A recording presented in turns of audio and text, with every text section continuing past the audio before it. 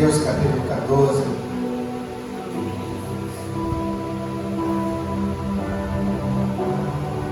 Versículo de número 22. E esse quiser aumentar um pouquinho mais, me ajuda.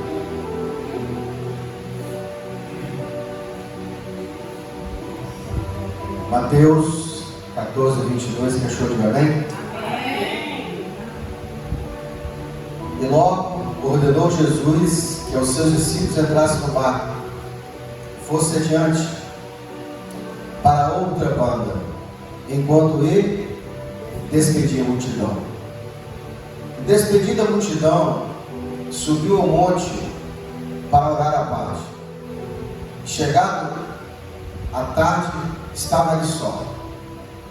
Porém o barco estava já no meio do mar, açoitado pelas ondas, porque o vento era contrário. Vamos orar? Pai querido, Pai amado, graças eu te dou por estar na tua presença. Obrigado por me conceder esse privilégio de te servir e poder fazer a tua vontade. Manifesta, Deus, o teu poder e a tua graça, fala conosco, não aquilo que queremos, mas aquilo que precisamos ouvir. Nos tira da zona de conforto e nos coloca, meu Pai, no caminho, meu Pai, do propósito de vida de cada um de nós. É o que eu te peço em nome do Senhor Jesus, amém? Pode sentar por um momento. Toda vez que eu prego essa mensagem, eu fico olhando para ela e fico tentando entender o que havia no coração de Jesus. Jesus, ele tinha muita pressa de preparar os discípulos. E a grande dificuldade de Deus é que Deus quer entregar tudo em nossas mãos. Mas Ele precisa que cada um de nós amadureça. E a forma com que Deus tem de acelerar o processo de amadurecimento é por meio da dor, do sofrimento. Jesus está preparando os seus discípulos para que eles possam assumir a posição. Jesus sabia que só tinha 3 anos e meio, e depois de 3 anos e meio ele seria morto, ressuscitaria no terceiro dia, mas ele deveria subir ao Pai. E todas as vezes que Jesus olhava para os seus discípulos, ele via que eles não estavam prontos ainda. Por mais que Jesus havia ensinado a eles, havia dado a eles ensinamento, Jesus precisava que eles vivessem na pele todo o poder de Deus. Jesus já tinha entregado na mão deles a autoridade para repreender os espíritos, para curar os enfermos. Mas havia algo que ainda os atrapalhava de avançar no nível maior: o medo, a insegurança e a falta de fé.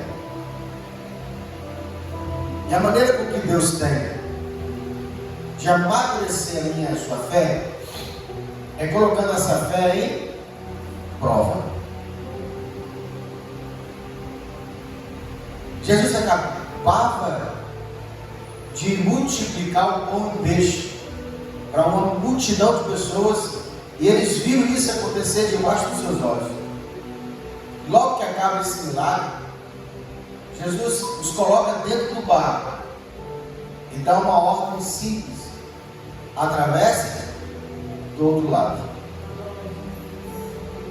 Dificilmente eles estavam sem Jesus. Muitas vezes, pelo menos 1 ou 3 deles estavam sempre com Jesus, porque Jesus havia separado dentre os 70 discípulos 12 para estar mais perto, e dos 12, 3.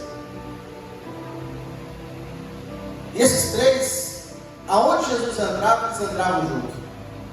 Mas nessa dinâmica, nessa disciplina, nessa maneira que Jesus usou para prová-los, nem Pedro, nem Tiago, nem João pôde participar.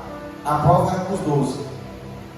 Jesus coloca eles dentro do barco e fala com eles: atravessem do outro lado.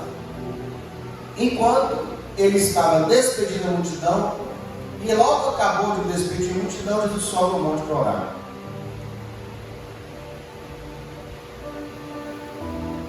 Mesmo que eu e você façamos toda a vontade de Deus, isso já é difícil. Porque para eu fazer a vontade de Deus, eu vou ter que aprender a negar a minha vontade. Jesus disse assim: olha, aquele que quer vir após mim, negue-se a si mesmo, toma a sua cruz e me siga. Esse negue-se a si mesmo é a receita para eu chegar num nível maior, um nível que poucos chegam.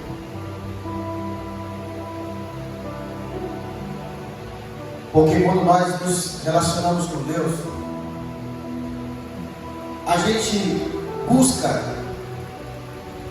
que Deus resolva os nossos problemas, que Deus nos dê paz de espírito, prosperidade financeira, um lar bem estruturado, uma saúde inabalável, e que, se possível, tire de nós todos os inimigos. Mas poucos de nós queremos ou nos importamos de saber o que Deus quer de nós. Porque Jesus, ele alcançou o maior nível de satisfação do coração de Deus. Muitos são os filhos de Deus, mas poucos são os filhos que dão prazer a Deus. Qual é o filho que dá prazer a Deus? É o filho que entende a vontade do Senhor. E nós estamos nesse dilema de negar a nossa vontade para agradar a do Senhor. Quando fazemos isso, atingimos um nível maior. E o segredo de ter uma oração rapidamente respondida, ou dificilmente negada, é entender se aquilo que eu estou pedindo para Deus é realmente a vontade de Deus. Então a oração que deveríamos fazer: Senhor, me ajuda a descobrir qual é a tua vontade, faça da tua vontade a minha vontade, que eu queira o que o Senhor quer. Aleluia. Então Jesus, ele precisava treinar esses discípulos. Deixa eu tirar o som aqui, irmão, porque senão alguém vai ligar.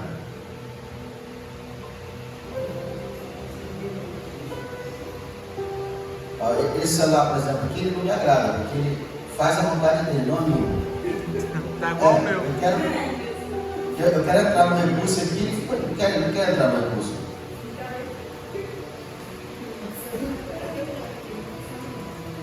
Deus tem filhos assim, que às vezes Deus está falando uma coisa com ele: não, eu quero fazer a minha vontade. Manda ver. Jesus, ele coloca os discípulos dentro do barco, manda eles atravessarem do outro lado. Presta atenção, porque a impressão que eu tenho é que quando eu estou no mundo e alguma coisa acontece errado, a gente fala assim: também puderam, né?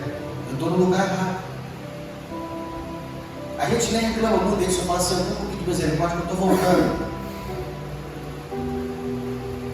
Mas a impressão que tem, que quando a gente está dentro da igreja, ou pelo menos buscando o Senhor, é que estamos debaixo de uma proteção que nada pode dar errado. E aí a gente se depara com os discípulos que ouviram diretamente de Jesus uma ordem. Poucos de nós aqui ouvem nitidamente o que Deus pede. A gente muitas vezes sente, tem uma impressão no espírito, mas eles ouviram audível, nitidamente: entra no barco e atravessa do outro lado. E agora eles estão dentro do barco. E eles vão começar a atravessar. Começam a remar e o trajeto não é tão difícil. Deixa eu só corrigir uma coisa aqui no texto, que a gente lê o mar, mas quando você estuda um pouquinho mais a Bíblia, profundo, você vai ver que Tiberíades não é um mar, é um lago, uma lagoa. E por aí você já começa a entender como que o mundo espiritual ele invade o mundo físico. Esses discípulos, eles estão lá fazendo a vontade de Deus. Porque fazer a vontade de Jesus é estar fazendo a vontade de Deus. Porque Jesus disse que a minha vontade é fazer a vontade do Pai. Glória a Deus. Irmãos, não há erro, eles estão dentro do barco, remando, atravessando do outro lado. Quer queiram, quer não, eles estão no centro da vontade do Pai. E aí que começa a mensagem. Porque eu e você, quando decidimos fazer a vontade de Deus, temos que entender que essa vontade de Deus, ela vai vir com perseguições, lutas e tribulações.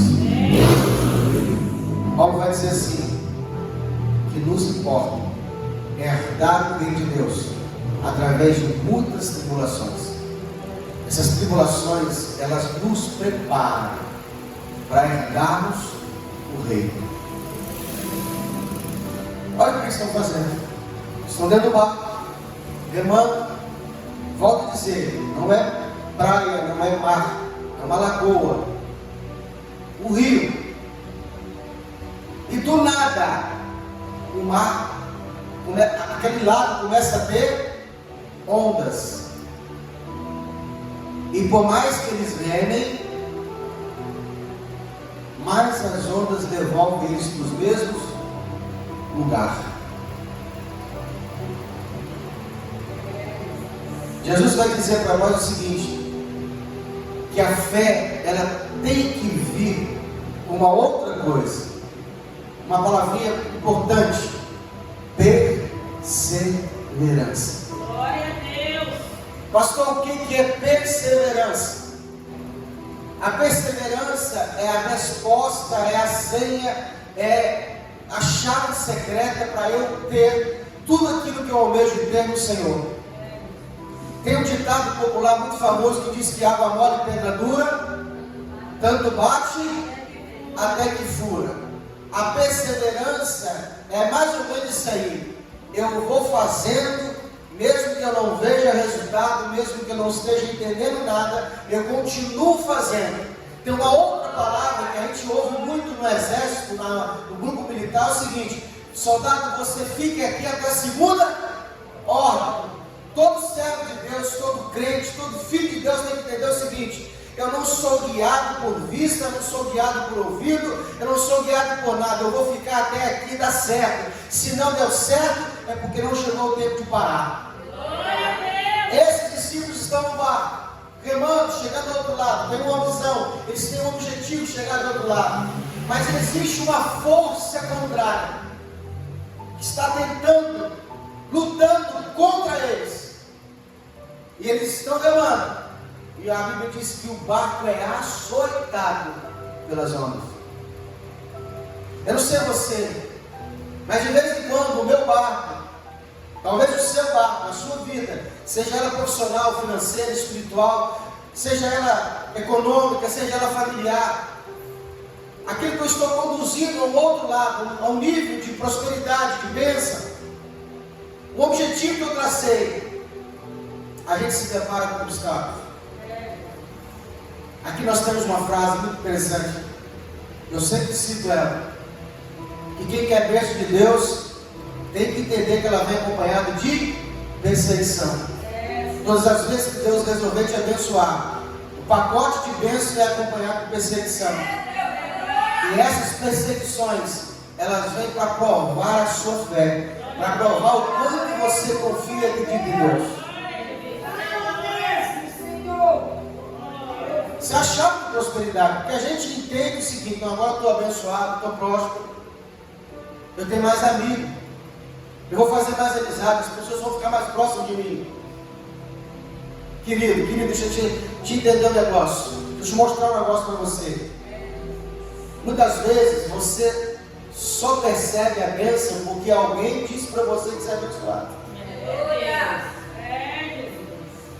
Porque às vezes você é tão abençoado que você não nota a bênção.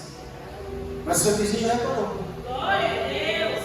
E a pergunta que não quer calar, sabe o que é? Como que ele consegue? Como que ela consegue isso? Da onde que vem isso? Como assim? Está lá em Provérbios capítulo 3. A casa do justo é abençoada pelo Senhor. Glória a Deus. Glória a Deus. Esses meninos estão obedecendo a Jesus e o barco está sendo açoitado. Justamente naquilo que eles têm mais habilidade. Porque eles eram pescadores. Pelo menos 3 deles eram peritos em mar. E agora eles estão preocupados. Porque por mais que eles remam, eles não conseguem sair do lugar. Já teve essa impressão na sua vida? Que a sua vida parece que está parada. E por mais que você faça força, você não consegue ver nenhuma melhora. Alguém vai dizer assim, eu vou para um barco. Alguém vai dizer assim, eu vou parar de remar. Mas a Bíblia diz que a noite toda, meio que revezando, eles continuam a remar.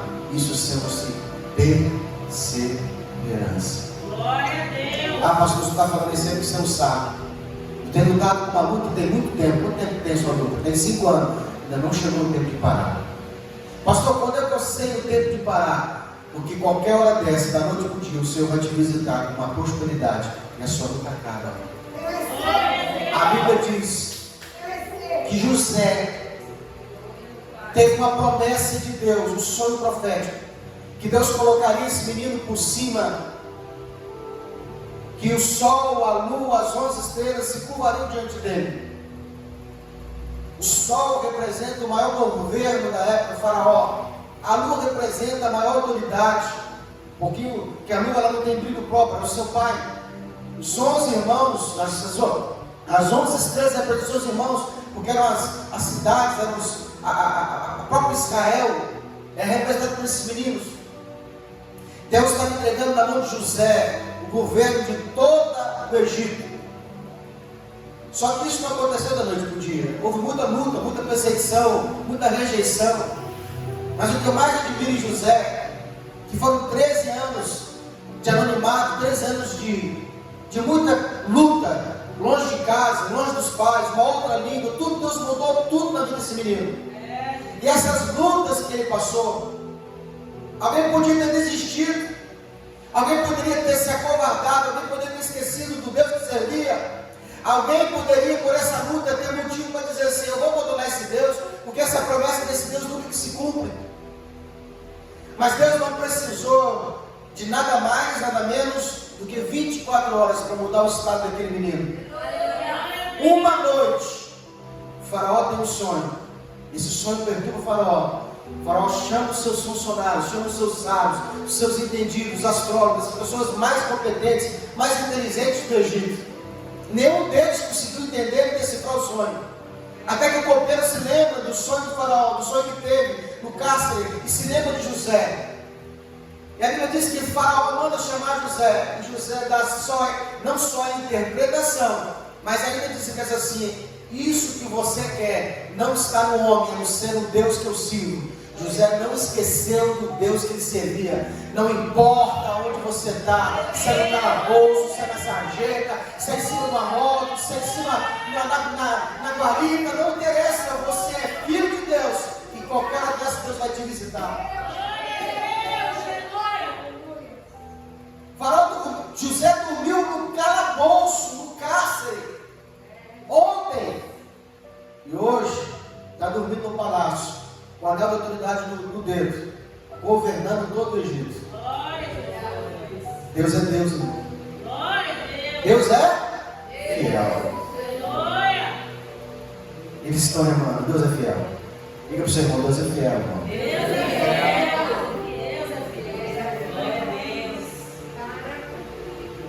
Eu fico imaginando dentro do barco, Alguém podia dizer assim: poxa, Pedro, será que o mestre não sabia que a gente ia passar por isso? Fica imaginando João, que era mais próximo de Jesus. Não, Tomé, não duvida, não, tenha fé. É para a gente passar por isso. Eu creio que o mestre está nos vendo. Eu não sei você, mas muitas vezes eu já passei por luta e eu chegava para Deus e falava assim: por quê? Porque a gente fica caçando defeito, fica caçando pecado. A gente tem muito, mas é na hora de caçando o que desencadeou toda aquela situação, sabe? A gente já pede perdão para os que cometeu, os que vai cometer, e pede de novo perdão, porque às vezes já pediu perdão. Vai que Deus não ouviu, né? Não era pecado. Eu descobri uma coisa. Eu sinto o cheiro de coisa boa no meio da tribulação. Porque Deus nunca vai te dar nada muito grande sem antes te ferir profundamente. Por que, Deus? Estou passando por isso. Se Deus pudesse falar com você, diria: suporta que vai vir algo maior. Outra coisa, Deus é responsável por todo o sofrimento e dor que Ele causa na sua vida. Tudo aquilo que Deus causar na sua vida, Ele é responsável. Numa das pregações minhas, eu havia pregado que Jó sentia uma dor muito grande e profunda. Porque ainda que Deus pudesse, Ele pode multiplicar e devolver todo o patrimônio que Jó tinha. Como sarar o coração do homem que perdeu 10 filhos? Como curar a ferida de um homem que enterrou num só dia 10 caixões dos seus filhos? Mesmo que Deus devolvesse, eu pregando, toda aquela fortuna que Deus havia permitido que o diabo tocasse. Na minha pregação eu dizia que eu não entendia como era possível Deus curar essa ferida. Mas a Bíblia diz que quando Deus reverte a situação de Jó e vira o cativeiro de Jó, fez com que ele tivesse o dobro daquilo que ele havia perdido. Que Jó era muito rico. Se Jó fosse milionário hoje, ele seria bilionário depois. E a resposta diz que Deus não devolveu só a Jó os filhos, mas Deus acrescentou anos de vida para que Jó visse os filhos dos seus filhos dos seus filhos. Glória a Deus, aleluia. E nesse momento, Deus cura a ferida que ele havia aberto no coração daquele homem. Deus agora está provando os discípulos. E eles estão no barco. Há uma discussão entre eles. Um tentando entender o que está acontecendo. Nunca tinham visto aquilo acontecer. Fique atento na sua vida. Coisas estranhas começarem a acontecer. Sabe aquelas lutas? Tipo assim, você conserta um pneu, fura outro. Você conserta outro, quebra outro. Você paga uma dívida, aparece outra. Você fala: meu Deus. Essas coisas estranhas são sinais de que Deus está tentando chamar a sua atenção, que Deus está querendo te atrair para algo maior. E eles estão remando e não sabem do lugar. Eu sinto o cheiro de coisa espiritual. E é espiritual.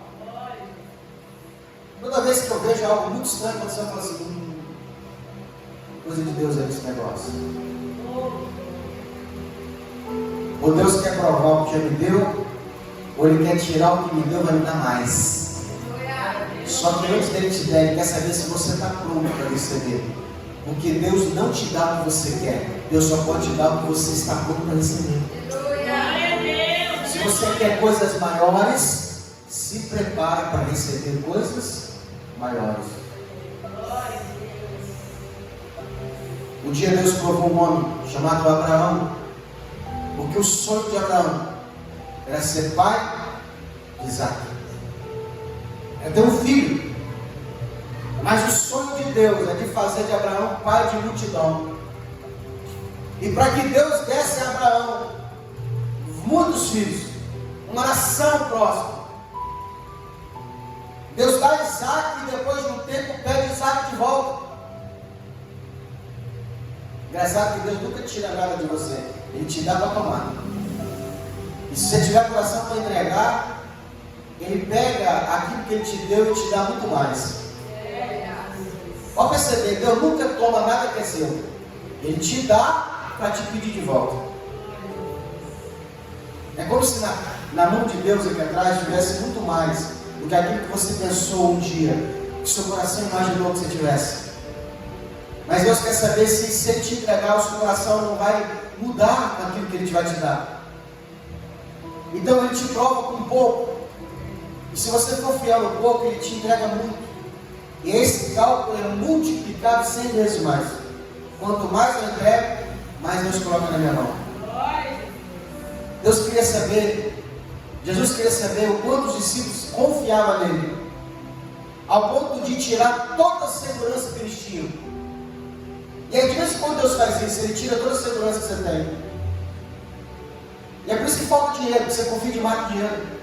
É por isso que por isso que você fica doente, que você confia demais na sua saúde. É por isso que médico erra, porque você confia demais em médico.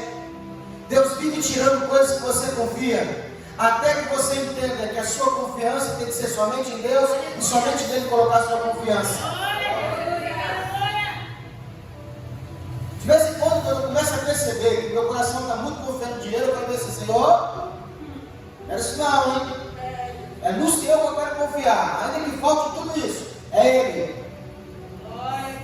E aí Jesus permite que eles passem por aquela tribulação, porque eles estão confiando em quê? Nas suas habilidades. E agora as suas habilidades de nada serviam, porque o mar era contrário, o remar não valia de nada. E eles começam a chorar e clamar. Jesus aparece para eles, não como um homem comum, mas a Bíblia diz que ele veio andando por cima das águas. Quero deixar bem claro que Jesus é Deus, mas Ele havia abrido mão de todos os poderes divinos. Ele foi andando sobre as águas como homem, dizendo para mim e para você, se você crer, você também pode andar sobre as águas. Se a sua confiança nele for tão grande, você vai fazer coisas extraordinárias. Porque Deus não te chamou para ser normal, Ele chamou você para ser extraordinário. Pastor, como é que eu faço para ser extraordinário? Você precisa ativar a sua identidade. Que você foi chamado para governar a terra, dominar sobre todas as coisas, dominar sobre os peixes do mar, sobre as aves do céu, sobre tudo que se rasteja na terra. Você foi colocado como governante dessa terra. Se você entender isso, tudo é possível àquele que crê. Glória a Deus! A Bíblia diz que quando eles viram Jesus andar sobre as águas, eles clamam com medo. E é por esse medo que Jesus veio. Por quê? Sabe por que você passa por luta? Sabe por que você passa por dificuldades? Porque elas revelam o teu medo. E Deus quer arrancar todo o medo que você tem. E nessa situação, nesse desespero, é que Deus quer se mostrar para você de forma que Ele nunca se mostrou antes. Glória a Deus! Porque a Bíblia diz que todo aquele que está aperfeiçoado no amor lança fora todo medo. Tem medo de ficar sem dinheiro, pastor? Estou lhe arrancando dinheiro. Eu tenho medo de ficar doente, não deixa você ficar doente. Todo medo, ele vai se expor para que você aprenda a confiar unicamente em Jesus. Glória a Deus! Eu tenho medo de morrer, então Ele vai deixar você passar pelo vale da sombra da morte, para que você encontre com Ele lá. E você vai ver que a morte tem medo dele. Quem tem que ter medo de você é a morte. Por quê, pastor? Porque uma vez que você recebeu a vida dentro de você, a morte está fugindo de você. A única coisa que a morte é sua amiga, porque ela vai te levar para você para um plano melhor. Como ter medo da morte? Se você tem dentro de você a vida eterna. Os discípulos com medo, gritam, apavorados, por causa das ondas. Sabe o que significa as ondas? Todas as lutas que te colocam com medo. E se Jesus chega para eles, é interessante essa passagem, porque quando Jesus chega, o medo aumenta. Porque às vezes você tem até medo de Deus, por não conhecer. Deus não quer que nós tenhamos medo dele. Basta que você o tema. Jesus se revela. Sou eu, não tem mais. Pedro ouve a voz. Reconhece a voz do Mestre. Porque no meio da tribulação, irmão, você não sabe se é Deus ou o diabo. Por quê, pastor? Porque às vezes Deus usa até o diabo para te provar. Então não tem como você se basear por vista. Eles não descobriram, não sabiam se era Jesus, se era um fantasma, se era o diabo, quem era. Porque Jesus veio em forma glorificada. Mas a única coisa que fez com que Pedro identificasse que era o Mestre foi a voz. Aquela voz mansa, suave, inconfundível de Jesus. Glória a Deus. Aquela voz que quando você está no seu quarto chorando com a porta fechada, ela que praticamente te consola, te conforta, diz para você que vai ficar tudo bem, diz para você confiar, diz para você caminhar mais um pouco.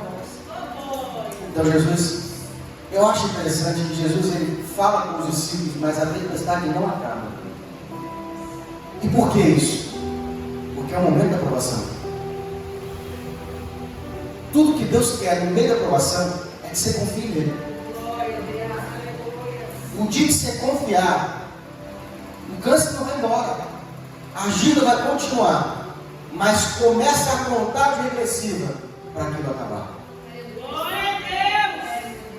Os discípulos olham, um deles teve uma ideia, uma revelação, desafiou o medo. Se és mesmo tu, Jesus, manda-me ter contigo sobre as águas. Alguém vai dizer assim: ô Pedro, tomou água do mar? Está doidão?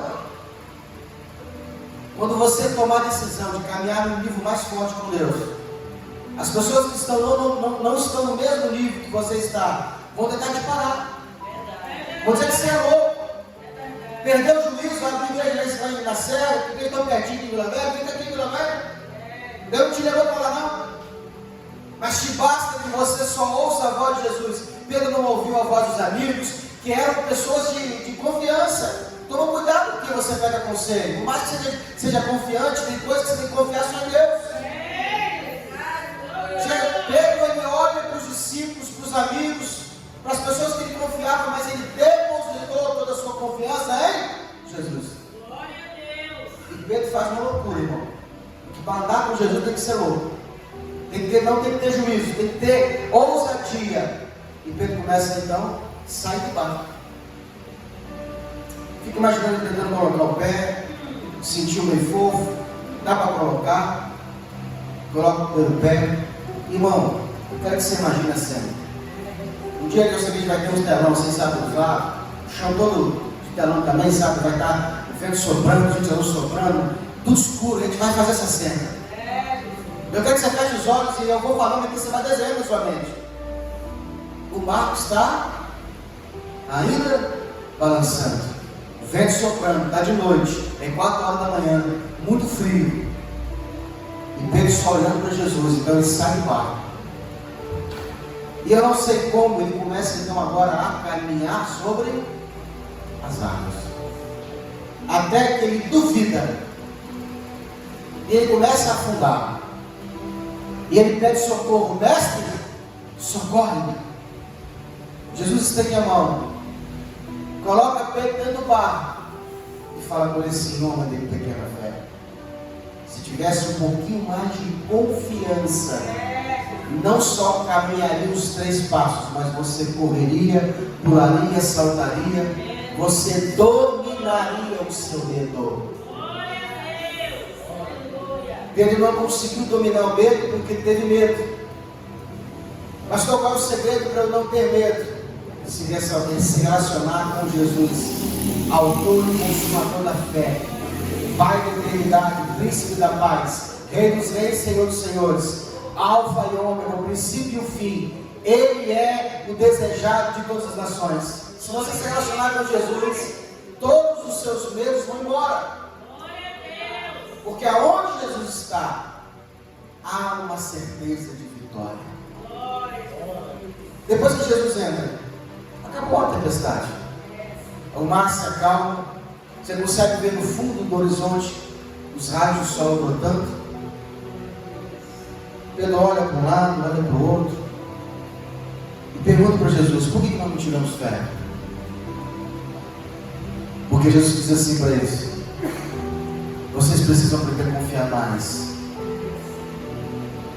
O que é confiar, pastor? É se entregar de corpo, alma e espírito. Se lançar. Eu lembro que várias vezes eu lutava para não perder algo. Por mais que eu me esforçava para não perder, mais eu via aquilo escapando das minhas mãos. Um dia eu falei assim: meu Deus, chega, basta. Eu lancei no chão e falei: não luto mais. Eu entrego. E eu nunca vi uma ajuda de Deus tão grande. E aquilo que eu não queria perder voltava para minha mão sem eu fazer força. Glória a Deus. Tudo que você abrir mão, se entregar, você entra no nível que para mim é um nível maior que um homem de Deus, uma mulher de Deus pode trafegar. Chama-se favor de Deus. Você vai ver que em 12 meses você vai prosperar o que você levaria 10 anos. Porque você está debaixo de um favor. E as pessoas, elas vão ver. Porque em 4 anos você não se reconhece e as pessoas não te reconhecem. Se alguém te perguntar o que você fez, você fala: não fiz nada. Eu só me entreguei e confiei naquele que pode fazer todas as coisas. Glória a Deus. Aleluia. Favor de Deus. Vou contar uma experiência para vocês. Uns anos atrás, essa igreja não vi ninguém. Só tinha uns irmãos pingados. Mas não parecia ninguém, não vi nem visitante. Eu estava muito desanimado, muito desesperado. Eu falava com Deus: Senhor, eu estou fazendo de tudo. Jejuava, lia Bíblia, não pecava. Você sabe que esse pecado da igreja, sabe? Os 5 pecados da igreja: o mato, o fumo, o bebe, o prostitui. E eu olhava para a igreja, com as pessoas que eu acompanho, elas estavam cheias. Eu falava assim: é injusto. Eu me esforço tanto. Eu queria que o Senhor falasse comigo por que está dando certo. Um dia o Senhor falou comigo assim: por isso que está crescendo. Porque você está indo na força do teu braço. Essas pessoas que você está olhando para elas, olha Deus falando comigo. Todas as vezes que elas dobram o joelho, elas falam: Senhor, eu não tenho capacidade da pessoa. E elas entraram num nível de proteção chamado favor de Deus. Estão crescendo porque reconhecem que não tem competência. Então eles entram no favor de Deus. O ímpio de dentro faz uma campanha e sai abençoado. Porque ele já entra reconhecendo que não tem mérito. Eles entram reconhecendo que são o quê? Desprovidos de santidade. São pecador mesmo, estão debaixo do maldição, vão para o inferno. Eles falam assim: já vi muito tempo fazer isso. Mas eles falam: Senhor, se o Senhor tiver misericórdia da minha alma, me abençoa. Volta abençoado. A gente quer saber qual é a campanha, quanto jejum, quanto de oração, quanto eu preciso fazer para merecer. Aquele dia o Senhor me ensinou. Não é que você não tem que fazer, mas ainda que você faça, você tem que estar debaixo do favor. Olha Paulo falando sobre isso. Paulo vai dizer assim: Paulo tinha currículo, era mestre, Paulo vai dizer que ele estudou debaixo dos pés do Gamaliel. Gamaliel era uma alta autoridade no mundo, dentro da teologia da época, o escriba da lei. Paulo tinha muito currículo. Era um homem que era fariseu, um homem que entendia sobre a disciplina do corpo. E Paulo vai dizer assim: eu encontrei algo mais excelente do que aquilo que eu tenho. E eu abri mão de tudo que eu tenho e tive aquilo como perda, para que eu pudesse alcançar o favor de Deus, a revelação de Cristo Jesus. Glória a Deus. Aleluia. Quando a gente abre mão de sabedoria, de conhecimento, de achar que merece, você entra debaixo do favor de Deus. E aí você experimenta como a vida. Olha o que Jesus diz: o meu fardo é leve. Ele troca o seu fardo, o seu é pesado, ele coloca sobre o ombro dele, ele dá o leve para ele. Glória a Deus. Trazendo isso para o físico, isso pode ser ligado. A bênção de Deus, ela te faz você ser enxergado porque ninguém te enxergava. É como se Deus derramasse sobre a sua vida uma unção, um perfume que te destaca no meio das pessoas. Descobri isso há uns 3 anos atrás. E eu falei com Deus assim: eu não vou mais viver debaixo de força, de esforço físico. Eu quero viver debaixo desse favor. Glória a Deus. O que Jesus queria mostrar para os discípulos era o seguinte: vocês podem remar a noite toda, não sair do lugar, mas o dia que eu entrar na vida de vocês, o meu favor te coloca você no final da trajetória. Glória a Deus. Pode pegar.